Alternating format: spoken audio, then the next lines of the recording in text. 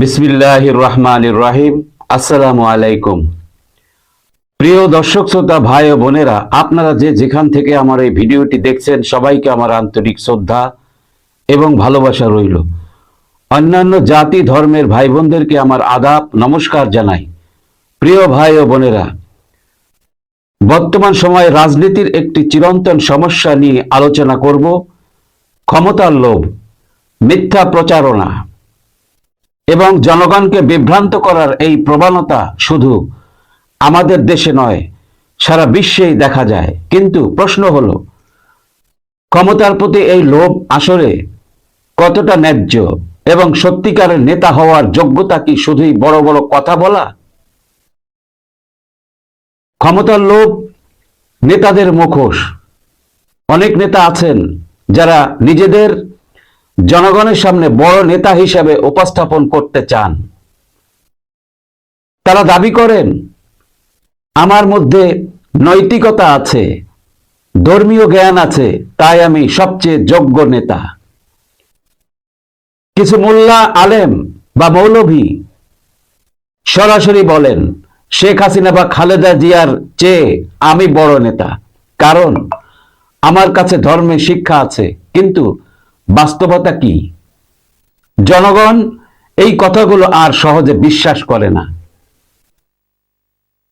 ক্ষমতার জন্য এইসব নেতা মিথ্যা প্রতিশ্রুতি দেন, জনগণের আবেগ নিয়ে খেলে এবং তাদের বিভ্রান্ত করেন।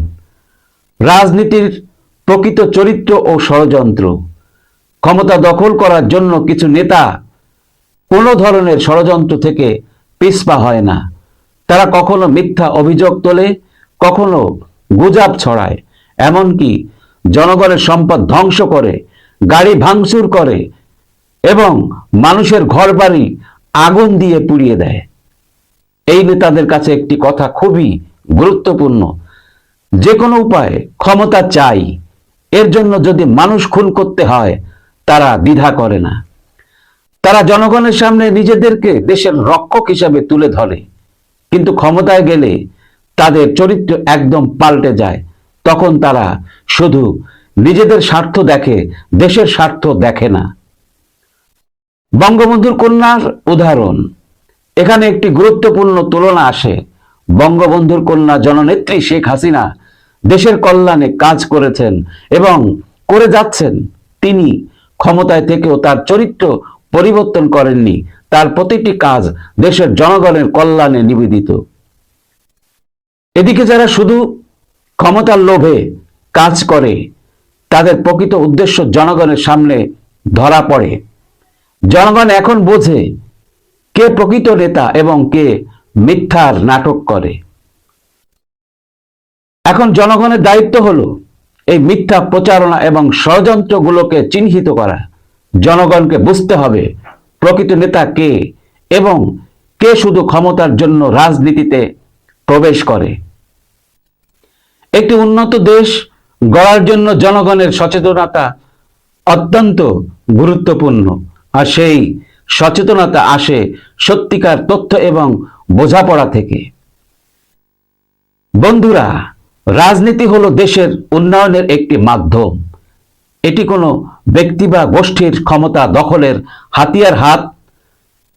এটি কোনো ব্যক্তি বা গোষ্ঠীর ক্ষমতা দখলের হাতিয়ার হতে পারে না। ক্ষমতার লোভের জন্য যারা মিথ্যার আশ্রয় নেয়, তারা কোনোদিন প্রকৃত নেতা হতে পারে না। আসুন আমরা সবাই সচেতন হই এবং প্রকৃত নেতাদের সমর্থন করি। যারা দেশের জন্য কাজ করে তাদেরকে আমরা বেছে বের করি। প্রিয় ভাই ও বোনেরা, ভিডিওটি যদি আপনাদের ভালো লেগে থাকে তাহলে অবশ্যই বেশি বেশি শেয়ার করুন, সাবস্ক্রাইব করুন এবং লাইক কমেন্ট শেয়ার করে আমার পাশে থাকার অনুরোধ জানিয়ে বিদায় নিচ্ছি। আল্লাহ হাফেজ। আসসালামু আলাইকুম।